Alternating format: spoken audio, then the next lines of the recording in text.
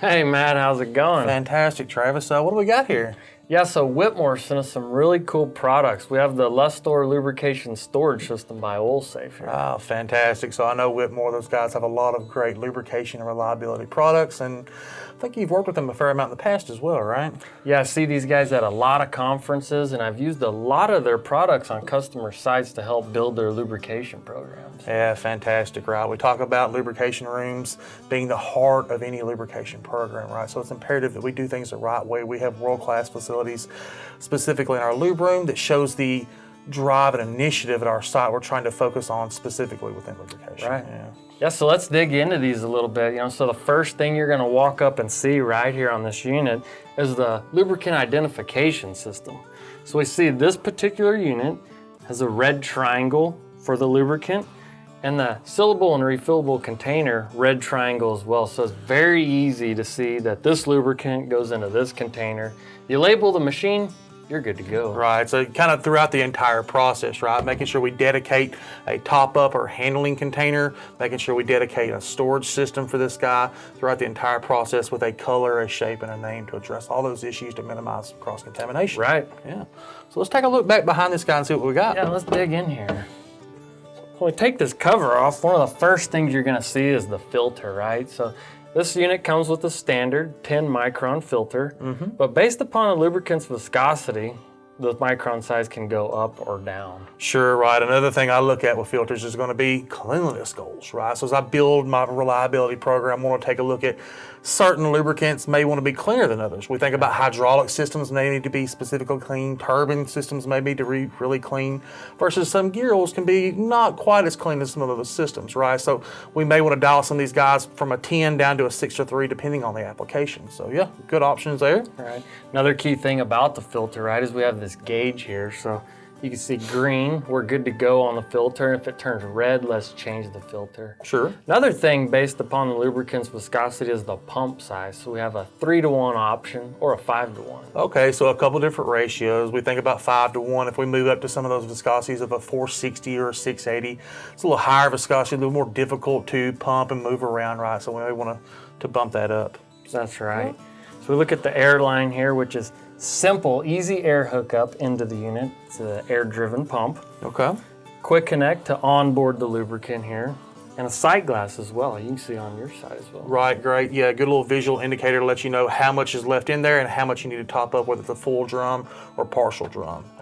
We've got the tap dispenser as well to be able to fill up your S&R, your top-up containers.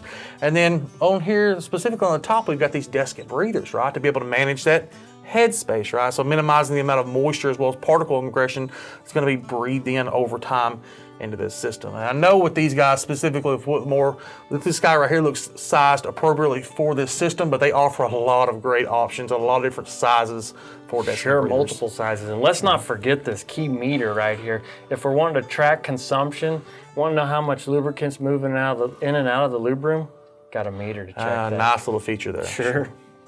So with this unit here specifically, I know there's a couple different operating modes as well, right? So I know we look at specifically moving from the drum to the system itself. So yeah, let's go over that. Okay. So we have this chart back here. You see it? It tells you which way to set your valves for what you're trying to do. So there's 3 different modes, as you said. We can filter out of a barrel. As we know, incoming lubricants aren't always clean. So cleaning that lubricant before we put it in the tank, huge, right? Sure.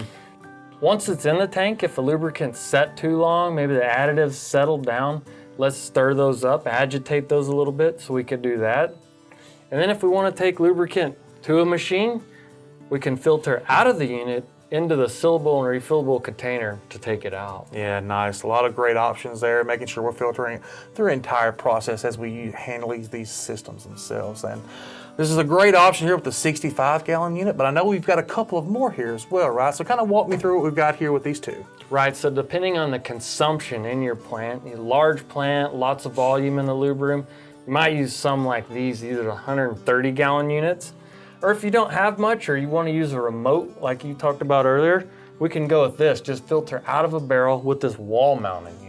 Okay, great. So good flexibility and adaptability depending on your system and your size, right? You may come into some site that they may only have 5 or 10 gallon reservoirs or sumps throughout the entire system, they may go with something smaller with this wall unit.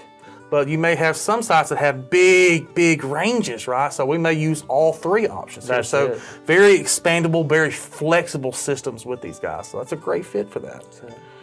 So, you know, we've talked about the systems. We've got the 3 different types here.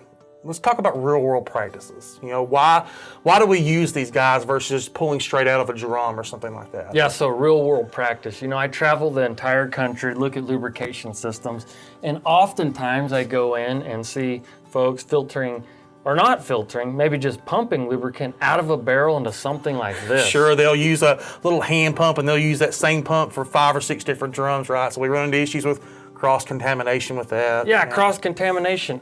Sometimes the label's not even on the tank, the barrel. There's no label on here, so what's what? Right. So these are super nice for that, right? So I know the lubricant coming out of here is clean. I know what lubricant's in it with the lubricant identification system. Then you part it with these, I mean, you're good to go, right? Yeah, it's huge for me. That's one of the main things I look at when I go to a site is looking at that handling process from reception to the lube room to the transfer of lubricants to the actual equipment itself, making sure we've got this tagging. We tighten up that system as much as possible. We keep it as clean, cool, and dry as possible. Right. It really builds our program, right? So great fit for something like that. Yeah, so when we walk into a lube room and see these, you get the wow factor. Very simple to use. Good to go. Exactly right. We think about, you know, programs really being pushed at sites like safety and such. So you think about lubrication, we want good visual aids. So these are great things. Like I said earlier, you walk into a lube room, you see one of these, you see that company or that site's actually invested in the program, right? So some of the guys, if they're out in the field doing things, they know, well, if somebody's watching me, I better do things the right way because I know that these guys are working to invest in the reliability of their site. So another great kind of, like I said, visual change management to help drive that program forward, right? So for more information on the Lustor Lubrication Storage System, see the link below.